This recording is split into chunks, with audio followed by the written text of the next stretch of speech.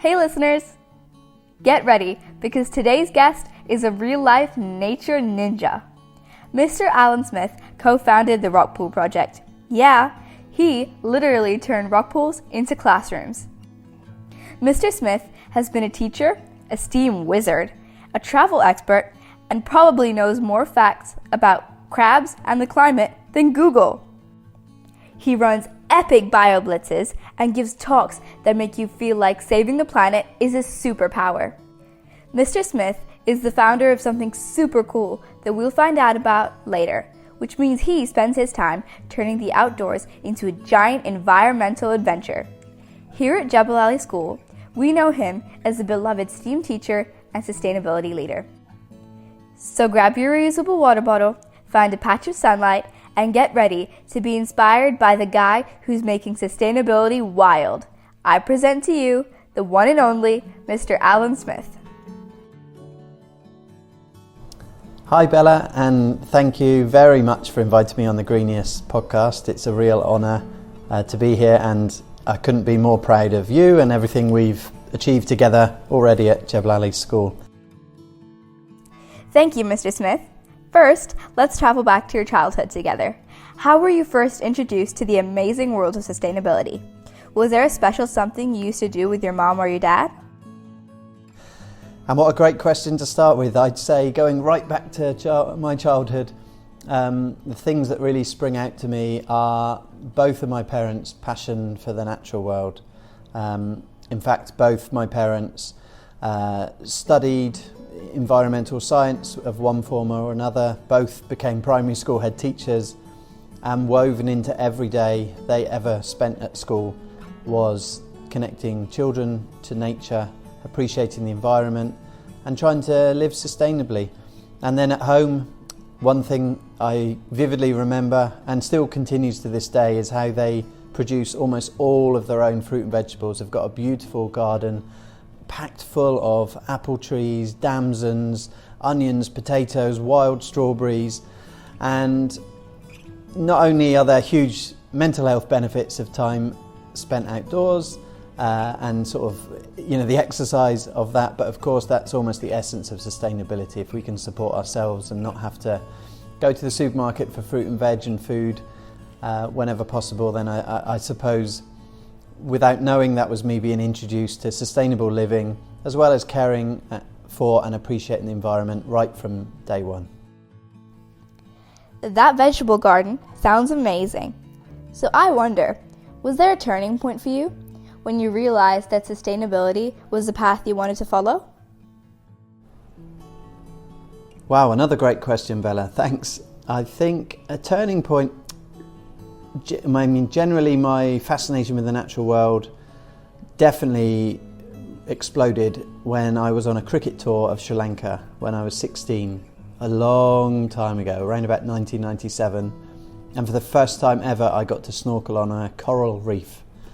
And if any of you listening have been lucky enough to see a coral reef in the flesh, it's the most extraordinarily beautiful thing you'll ever see. And I was so hooked that me and my friend Colin jumped in the sea in the southwest of Sri Lanka, mask and snorkel on, and about 3 hours later we came out with the most chronic sunburn possible on our backs and our necks and our ears because we were so captivated. That led me to study marine biology the next year at university and sort of made my life veer towards wildlife and later education. So I've always been interested in nature, the environment, but the real turning point in terms of my renewed focus in connecting international school children now to the natural world was moving back to Dubai, back to Bella Rai School, and just seeing the impact that Bioblitz games and using technology to reconnect children to nature rather than seeing it as an opposition to connecting to nature, the impact that has. Wow, I really love snorkeling too. It's so fascinating to see those magical worlds under the water. Now shall we talk about the Rock Pool project that we spoke about in the beginning? Would you like to tell us more? The Rock Pool project, well, it's been a huge part of my life, and I think it all stemmed back from that sunburnt snorkel in Sri Lanka. Having studied marine biology at university, I went on to work for a travel magazine. I travelled, I became a school teacher. But a good friend of mine from university, Ben Holt, who became Dr. Ben Holt, became a marine biologist. And after many, many years, I got back in touch with him.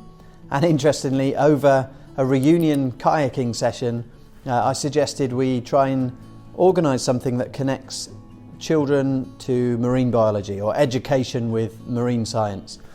And he was really, really interested. I flew back to Dubai to continue teaching at my school, whereas he actually jumped straight in and registered an organisation called the Rockpool Project and really cracked on with building this idea on the ground in Cornwall. I did what I could from Dubai and a couple of years later moved home to join him, and we really grew from the ground up an organisation of people trying to connect to marine wildlife in many different ways. I never knew that so much could be learned by just looking at little rock pools scattered around the coast. Now I'm curious to know, did this project with Dr. Ben Holt work out? Did it work? Great question. Well, I think there are two reasons I can give you as to why it definitely has worked. Number one is we started off very much as a citizen science organisation, trying to get people outdoors, looking for wildlife, taking photos and recording the number of species they've found. The focus was definitely on the science and the data. But what happened is over a few years we realised that by far and away the most impactful, most important parts of the Rockpool Project was not the science. It was actually the community building, the benefits for mental health, the friendships that grew out, which have become lifelong friendships and companionships.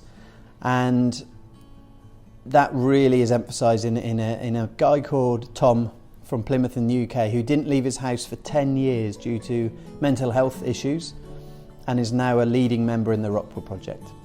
So the opportunities to come out, join like-minded, friendly, warm, inviting people with a shared love of the ocean changes life. So that's a success, even if it's just him. However, now, and I've obviously taken an enormous back step, having moved back to Dubai and pursue other opportunities, the Rockpool Project is flourishing. It's got significant investment and funding from the Scottish Power, from the National Lottery, Heritage Fund, and it's now going right around the UK with hubs in Scotland, Wales, throughout England. So we're now looking at hundreds, if not thousands of people regularly taking part in Rockpool monthly Bioblitz battle events. So what grew from a little idea from two of us, and I clearly remember walking around the local beach in Cornwall just with a bucket asking for small donations to come and have a look at the crabs and fish we'd found, is now a national organisation making a big impact to citizen science, people's mental health and building communities and friendships. That's brilliant. Thanks for reminding us that the planet doesn't need heroes with capes. It needs people with muddy boots, big ideas, and the guts to try something new. And after all this, how did life bring you back to sunny old Dubai?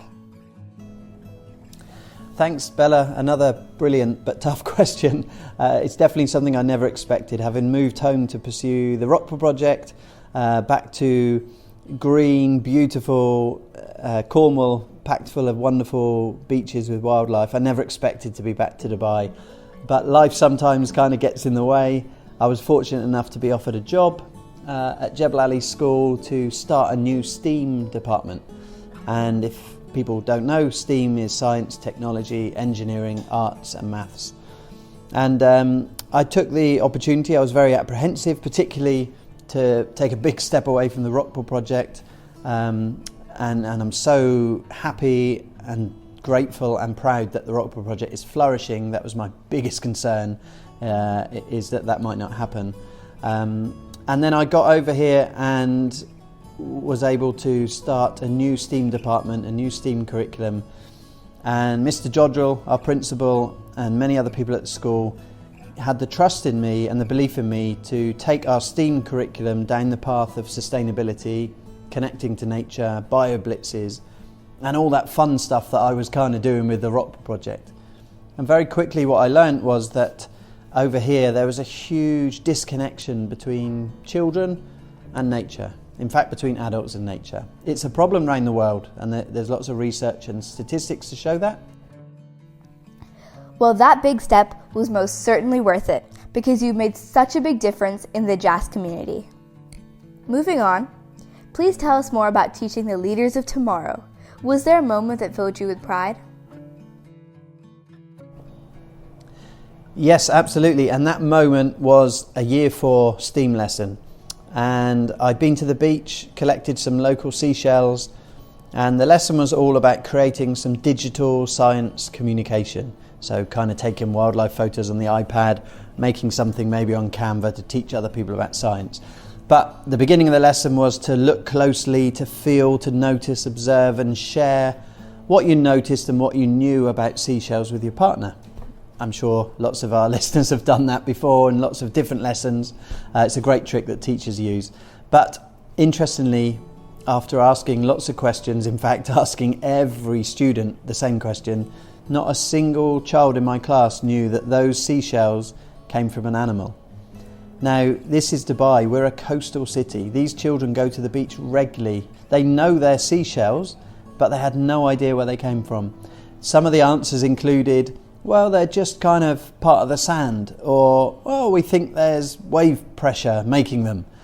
So it really hit home that it's quite a problem. If you live on the beach and you see these seashells, but you've got no idea they actually come from a living thing, that was nature connection right in front of me, staring me in the eyes. And I did the same lesson with 3 other classes. It was the same. So 100 students, none of them knew that these seashells came from an animal. So as worrying and upsetting as that was, I was really excited because I knew there was a huge opportunity to make a positive difference, especially with amazing people like you in our school, to take us on that journey. That's very kind of you. Thank you. Jebel Ali School has been a bit of an incubator for your newest project, Nature Wave. We'd love to hear more. Well, Nature Wave, it's something I'm really excited about, and you know, yourself, Jebel Ali School, the parents, the whole community around here have played a huge part in growing something from the ground up. Very quickly after that seashell lesson, we introduced a Bioblitz to the school for the very first time. Most people had never heard of a Bioblitz, and it's just using citizen science, using a great free app called iNaturalist, which uses AI to help us identify any living thing. And we just took students around the school looking and identifying plants and animals, and then we got parents to join in the evenings and weekends. And we did more Bioblitzes. The PTA sponsored some prizes. We even developed our own web app to turn it into a game. And before too long, we had the 3 biggest wildlife events ever in the UAE, just Jebel Ali School. And so Nature Wave grew out of that. It really grew from Jebel Ali School, and it's now something that excitingly is being taken to Borneo just this week. We're helping a school in Brunei, on the island of Borneo, starting tomorrow actually, to do their first ever community Bioblitz challenge, and it's something I really hope to offer to schools right around the world to create a wave of nature connection and all the benefits that come from that. That's fabulous. Now would you like to tell our listeners what exactly is a Bioblitz? Of course, and that's what I think you and I are most passionate about, is giving people ideas about how to be more sustainable, how to have fun, how to fall in love with nature. And Bioblitz is a great ways of doing that kind of stuff as a team or a school or a community. But to do that, the first thing I'd love to suggest people do is head to the App Store or the Play Store and look for an app called Seek by iNaturalist. There's 1 or 2 iNaturalist apps, but actually start with Seek. It's made for kids, it's simple, it's free, it's fun, you can earn badges, and it will just help you see the wonderful world of wildlife through different eyes. So by using photography, by using AI in your phone, you're going to be captivated and learning about nature without really even trying. Bioblitzes have also become one of my favorite ways to take part in sustainability initiatives with family and friends. It's so fun and competitive and really encourages people to get outdoors, back into nature, and make some amazing memories while saving the planet. To top off such a great episode, would you like to give me and our listeners one piece of advice that we could all use to get our sustainability journey started right now? I think, in all honesty, the most important thing is to have fun and to be confident that you can inspire other people. And I know I'm going to make you embarrassed now, Bella, but that's exactly what you do. And I know your sister does, and your parents do, and many other students in our brilliant school do the same. It doesn't matter how old you are, doesn't matter where you're from, doesn't matter what you study. If you can inspire other people about amazing animals, fantastic countries you've been to, brilliant ways to recycle or upcycle, you can do it. And, you know, this podcast is the perfect example. You mentioned this to me a while ago, but in your spare time, around your exams, you're finding a way that I can see is fun to you. In your spare time, just coming up with a cool idea that you want to do. Because if anybody talks with passion, people listen. So whatever that idea is, you know, and it doesn't even have to be sustainability. If you find what you care about, what you love and what you believe in, get out there and talk about it. Make a website, make some posters, get a little group of people together, talk to adults, talk to children, people will listen to you. Now, if that's something that will help our world be more sustainable, more abundant, will look after wildlife and the environment, amazing. It's so important and it's so needed. And I know I would do anything to help if anyone would like to get in touch. Thank you so much, Mr. Smith, for always having the time to listen to my ideas and all the support you've given. Listeners, if you have any great ideas that you need help getting started on, getting in touch with me or Mr. Smith is such an easy way. For me, leave a comment on Spotify or Instagram. But Mr. Smith, what would be an easy way for our listeners to get in touch with you? Well, the best way probably is just to head to the NatureWave website, which is www.nature-wave.org, and you can just contact me or us through there. We've got a great team of Nature Wave people now in various countries around the world, and we'll always do anything we can to help people who are starting or continuing their sustainability journey. Bella, I can't thank you enough. This has been a real treat. I'm very proud, as you can tell, and I wish you, everybody listening, all the best on their sustainability journeys, and, you know, enjoy pursuing the wonderful world of wildlife and all that our planet has to offer. Well, that was an absolute whirlwind of nature nerdiness, and I mean that in the coolest way possible. Mr. Smith, we'd absolutely love to have you back for more. From nature walks, to rock pools, to bioblitzes, and more. Today's episode is proof that sustainability isn't something that you can just read about in books.